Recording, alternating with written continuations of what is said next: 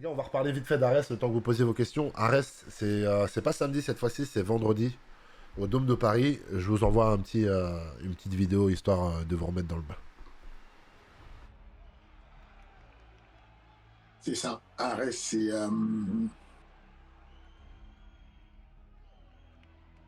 On ne voit plus le King, mais tu peux toujours discuter, hein. Ok, je ne savais pas si la vidéo avait le son avec ou pas.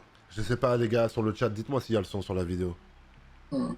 Ah, Ouais, Ragnar, on parle de Ragnar le Breton sur Arès. C'est incroyable. ouais, Ragnar Le Breton, vous allez le voir bientôt. D'ici la fin d'année, il aura son combat. On va vous donner la date très prochainement. Et puis, c'est bien. Ce qui est bien, c'est qu'il veut relever un gros défi. On a déjà quelques noms pour lui. Des noms de vrais combattants de MMA, des personnes. C'est pas un combat de galerie et tout, c'est un vrai combat. Tu lui proposes, il regarde, il choisit, il évalue par rapport à son niveau à lui. Parce Non, qu'on connaît pas son niveau concrètement. On connaît pas son niveau. on dit qu'il a un bon sol. On dit ceux qui le connaissent disent qu'il a un bon sol. On dit de lui qu'il a une boxe décente, moyenne, mais on dit qu'au sol, il gère bien. Que Jean, il a un niveau Un bon niveau de violent. sol. Ouais, si j'ai là ce niveau-là pour le sol, pour un mec qui est un poids lourd, c'est très bien déjà. Ouais, non, c'est sûr. On a les combats là, on me sort des blazes. Bayo, Mohamed. Ah, Mohamed Bayo, écoute, Mohamed Bayo, aujourd'hui, il était au salon de coiffure et il a gagné. Et il a gagné le 10 patates pour le beau gosse de la soirée. Ah. Le beau gosse. 20h début de l'événement, ouais. Non, 19h début de l'événement. C'est Ouais, 19h. c'est ça. 19h le premier combat, les gars. Le début de l'événement, ouverture des portes 19h. Ouverture des Début de portes 19h. combat 20h en direct sur UFC Fight Pass pour ceux qui ne sont pas dans la salle.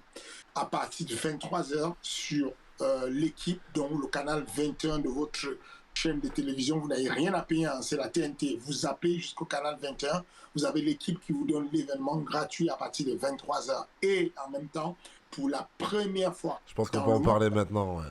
Pour la première fois, les gars. Pour la première fois dans le monde du MMA, le MMA est diffusé en clair sur la télévision française. Et aussi pour la première fois, on va diffuser l'événement. C'est ce que je vous mets en vidéo, les gars. Le Metaverse de MetaFight. Donc, vous avez tout le protocole, vous avez tout. Si vous allez sur le site de MetaFight ou si vous allez sur les réseaux sociaux MetaFight, vous aurez. MetaFight, c'est quoi? C'est une startup en fait une startup Web3 qui vous parle de nouvelles technologies et qui va vous faire regarder le combat comme si vous y étiez en réalité virtuelle ou bien de votre ordinateur en tout cas. Et c'est ça, aujourd'hui on a tellement été... Notre but, c'est de vulgariser le MMA et de démocratiser le MMA pour le grand public, pour la pratique de masse. Et rien de mieux que pour nous, on trouve que c'est logique que nous soyons les premiers au monde, y compris l'UFC, tout le monde. Nous sommes les premiers au monde à faire la diffusion sur le métaverse de MetaFight. MetaFight, voilà, qui aujourd'hui, vous avez vu un peu notre partenariat NFT avec MetaFight. C'est ça. Vous savez qu'aujourd'hui, Cyril Gann a des tokens sur MetaFight. Vous savez qu'aujourd'hui, il y a la plupart des athlètes de Suarez qui sont tokenisés sur MetaFight. En VR, c'est ça, les gars. En VR ou bien, ouais, c'est ça. C'est ça.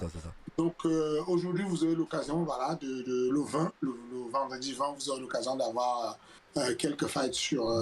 donc je précise, sur la vidéo que je diffuse, regardez bien, en gros, vous avez donc la réalité et donc le métaverse, et le combat sera diffusé sur le grand écran en haut. Donc ça, c'est la première étape. Je peux pas trop en dire sur la deuxième étape, mais la deuxième étape sera bien plus attrayante. C'est pas tout de suite, ça demande beaucoup de boulot. Là, pour l'instant, vous pourrez vous balader dans le stade, dans le dôme, comme vous pouvez le voir là, vous déplacer comme vous voulez. Très bientôt, ce sera beaucoup plus attractif que ça. Mais c'est une première. On va regarder comment ça fonctionne. Mais très très vite, ils sont déjà en train de travailler sur ça. Ça va être beaucoup plus attrayant. Je sais pas si je peux en parler un peu quand même, le King. Euh, non, Ouais, on préfère pas, c'est mieux. C'est mieux. c'est une technologie assez avancée sur laquelle C'est on est en ça. train de travailler. Et Il comme y on a, est les premiers, on aimerait bien rester les premiers. Mais c'est ça. c'est mieux de rester les premiers, c'est ça. Mais, mais voilà, donc on a plein de canaux. 3D, 3D. On a le canal de l'UFC Fight Pass, ceux qui se posent la question. Vous avez le combat, enfin la Fight Card entière. Hein, je vous dis, vous avez Yann Henwissel qui va combattre contre Arthur de Monceau, qui a 7-2. Ouais, c'est Le ça. français, il aura besoin de soutien parce qu'il affronte un vétéran de l'UFC, Yann Henwissel. Vous avez Liana Jojoa, qui est une Géorgienne qui va affronter la Russe Daira, qui est pour moi le futur chez les bantamweight. Aujourd'hui, je pense qu'elle pourrait faire un match avec une fille comme Juliana Peña et faire un beau match. Ok. Vous avez plein de combats. Vous avez l'Italien, comment il s'appelle déjà, l'Italien Damiani qui va affronter Muslim Tutsayev, qui nous a offert un KO monstrueux lors d'AS2. Il n'a pas eu le bonus de 10 000 euros parce que son KO a été battu par le KO de Alex Tekena, Alexandre Tekena, qui est de NR Fight et qui avait mis un KO phénoménal sur Iris. Iris Mahamouzet de Ouais, la Marathon. combattante. Donc voilà, très beau combat. Ouais. Tous les combats seront sur UFC Fight Pass, mais vous savez que sur UFC Fight Pass, on a deux voix, on a deux canaux. Vous pouvez écouter en langue française, en langue originale, avec un commentaire Antoine Simon, Guillaume de la Sueur, Taylor Lapellus, probablement. Vous avez sur le canal en anglais Véronica Macedo, Simon, Aydin et puis Robin Black. Et puis vous avez à partir de 23h la carte principale de l'événement diffusée sur l'équipe Canal 21, comme je vous l'ai dit, et commenté par Xavier Foupapokam et puis un journaliste de chez Xavier Foupapokam qui est un vétéran de l'UFC, qui est il a combattu un peu partout. C'est probablement le combattant français qui a le plus de combats à son palmarès. Okay. Pour la petite, donc il sait de quoi il parle et il va commenter sur l'équipe. Et puis vous avez le premier podcast sur le métaverse. On a une question sur Jordan. J'avoue, ça aussi, c'est aussi un combat. Alors, Bayo et Jordan, c'est les deux combats où j'ai énormément de curiosité de savoir comment ça va se passer, s'ils vont s'en sortir ou pas, parce que j'aimerais beaucoup qu'ils s'en sortent, tu vois. Et Jordan aussi. Je sais que Jordan, bah vas-y, je te laisse en parler, Lucky. Mais non, c'est toi qui peux en parler, parce que Jordan, moi je t'ai vu l'entraîner, Jordan. Ouais, j'ai pris le temps parce qu'en fait, c'est un petit gars. C'est un petit gars qui a commencé à faire ses petits trucs amateurs un peu dans son coin. On le voyait super déterminé, avec des lacunes pendant les sparring. Ça se voyait. On se demandait, bon, c'est vrai qu'il est physique et tout, mais il manque un peu de technique, etc. Et au fur et à mesure, le mec, il fait ses combats amateurs, etc. Il a combien de combats pro là? Il a 2 combats amateurs. Il a été champion du monde. Il a été champion du monde amateur. Et aujourd'hui, il a un combat professionnel. Ce qui est impressionnant aussi, c'est le sérieux avec lequel il se prend sur la communication. C'est-à-dire que aussi, quand voilà. tu as une salle comme le MMA Factory, où il y a des ponts, des grands noms du MMA, et que tu as un petit jeune qui est en mode amateur, mais qui a toujours sa petite caméra, il prend soin de lui. C'est bizarre quand même de voir ça, tu vois. Et moi, je ne l'ai jamais entraîné, je n'ai jamais eu au PAO ou pas d'ours ou quoi que ce soit. Et j'ai vu que tu l'entraînais. Parce que j'avais envie de. Parce que c'est vrai que je m'étais jamais attardé sur lui. Et qu'il y avait des petites choses qu'il faisait au PAO avec Abou, qui l'aidait au PAO, etc. Et comme à mon habitude, quand je suis pas en train de faire quelque chose en particulier et que je vois des gars s'entraîner, j'ai toujours envie de donner un petit coup de pouce. Et je suis content parce que je pense que ça lui a apporté un petit peu la compréhension de cette aptitude. Bref, je ne vais pas rentrer dans les détails. Et parce que j'ai envie qu'il y arrive, en fait. Parce que il me fait kiffer, comme tu as dit. Je le vois se prendre lui-même à son jeu, faire sa propre communication et mettre sûrement peut-être des moyens, ou bien aller au culot et démarcher des Mm. caméramans et tout, et se mettre en avant et tout. Et je pense que ça, c'est. Ça, je pense Mais, mais, que. mais, mais tu n'as pas peur pour lui. Là, on lui met un mec qui a été Écoute, champion du monde 15 fois en kickboxing. Tu n'as pas écoute. peur pour lui. Et le mec, attention, champion du monde 15 fois en kickboxing, mais c'est 2 victoires en MMA, c'est pas soumission. Tu n'as pas peur pour ton Jordan? Bah, c'est compliqué parce que c'est vrai que là, on. Mais j'ai envie qu'il nous surprenne, j'ai envie qu'il nous surprenne. Je pense qu'en tout cas, le connaissant, il a un vrai cœur de lion et je pense qu'il va donner le maximum et je pense qu'il va donner un vrai show. Je pense qu'il va donner une vraie adversité, je pense qu'il va pas se laisser faire et c'est pour ça que je pense que c'est intéressant comme combat. Et c'est pour ça que je suis curieux de voir ce que ça va Okay. donner. Toi, en gros, tu kiffes juste parce que tu te ranges du côté du plus faible, à mot de David et Non, Goliath. pas forcément. Franchement, non, pas forcément. Parce que Gadji, je l'apprécie aussi, bonne mentalité, etc. etc.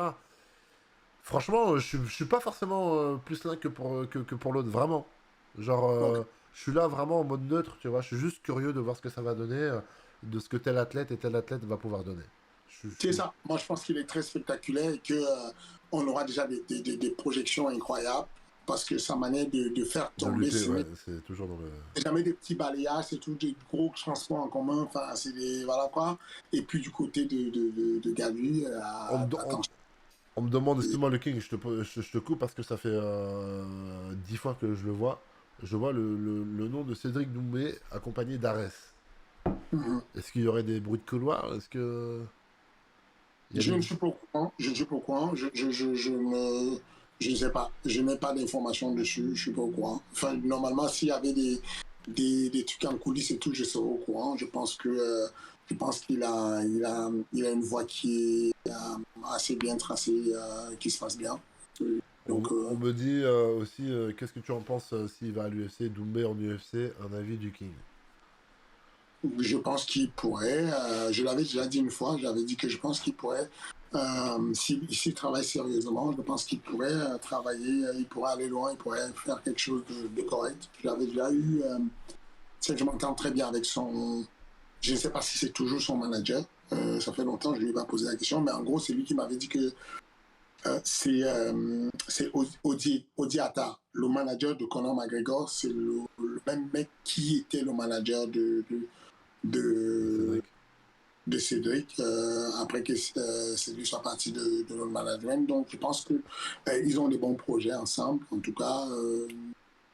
Mais, euh, mais voilà, je sais pas ce que ça donne. Je sais juste que lui m'a posé la question au Diata. Je lui ai dit c'est un très bon élément et je pense qu'il il a confiance en lui et qu'il a naturellement une bonne défense d'amener au sol. Maintenant, il est dans une catégorie super compliquée Il y a du il va monde, ouais. devoir. Voilà, voilà. Mais Il y a de sinon, l'adversité. je pense qu'il y a de quoi faire. Il y a de l'adversité aussi, et puis il y aura une lutte pour le poids. Parce que en termes de gabarit, ce gabarit qu'il a ne correspond pas au gabarit du haut niveau à 77 kilos. Ouais, Donc, voilà. à un moment donné, qui cut pour arriver à 70 kilos. Et j'ai l'impression que 70 kilos, c'est quelque chose de très, très dur pour son morphotype. Ouais. Donc, mais je pense qu'il a les armes pour aller loin.